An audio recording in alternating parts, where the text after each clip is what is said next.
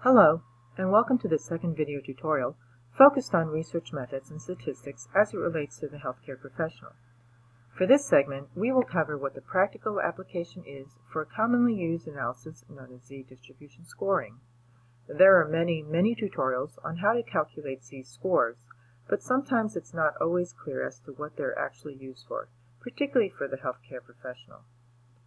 For example,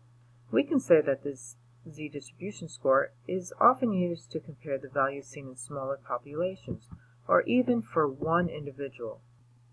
in order to then see how they relate to much larger populations. This method is really useful because having values taken from many people provides us with a frame of reference, also known as a normative range, from which we can figure out if a single individual or group of individuals can also be considered typical representatives of. If we check the clinical literature, we can see that there are many different types of applications of this type of statistical test. For this example, it's extremely common to take the values measured in one child, as shown here for a sensory integration and praxis composite test, which measures the visual, tactile, and kinesthetic perception as well as the motor performance, and considers those scores not only as individual subdomains, but as one summary composite score as well. By comparing how an individual child fares out, we can relate his score to the thousands of children who also took the same score and see what age and gender category he was most relatable to. And as this occupational therapy pocket guide notes, taking such z-score distributions to compare to an individual's performance is considered standard practice and is routinely used as an important guiding tool.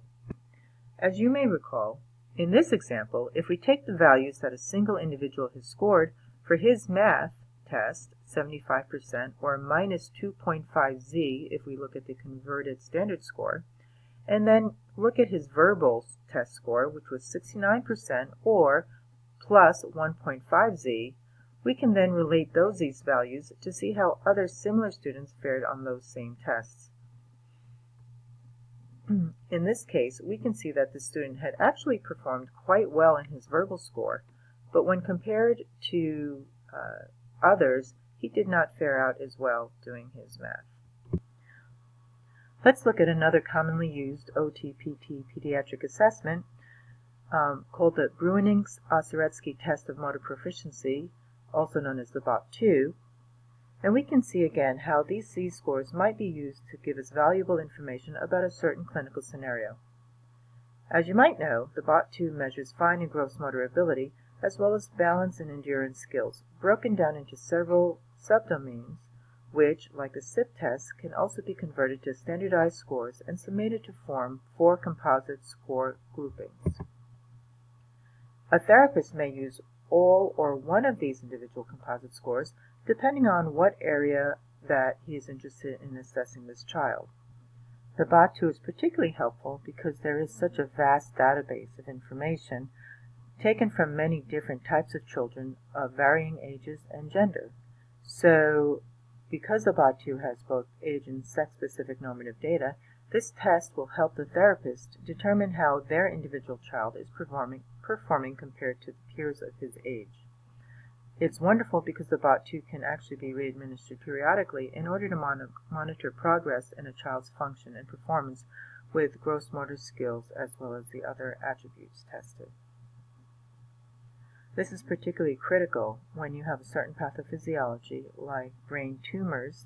in a child,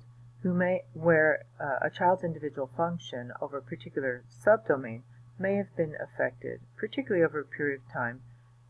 as has been reported in this study. By comparing the normative z-score mean of 0, which you might think of with relation to the bell-shaped curve we discussed previously, you can relate this value to how the child in question performed as shown in the next slide. In this case, the clinical researchers compared the individual baseline z-scores of their subject to the z-score of the normative mean. They did this because they wanted to identify if any one of these individual subdomains were different from that seen in the greater population. Such applications provide a really powerful tool to assess our individual patient or patients when such large databases of information are available, as is the case for many of the routinely used assessments provided for in our allied health professions. Thank you, and I hope this video tutorial has been helpful.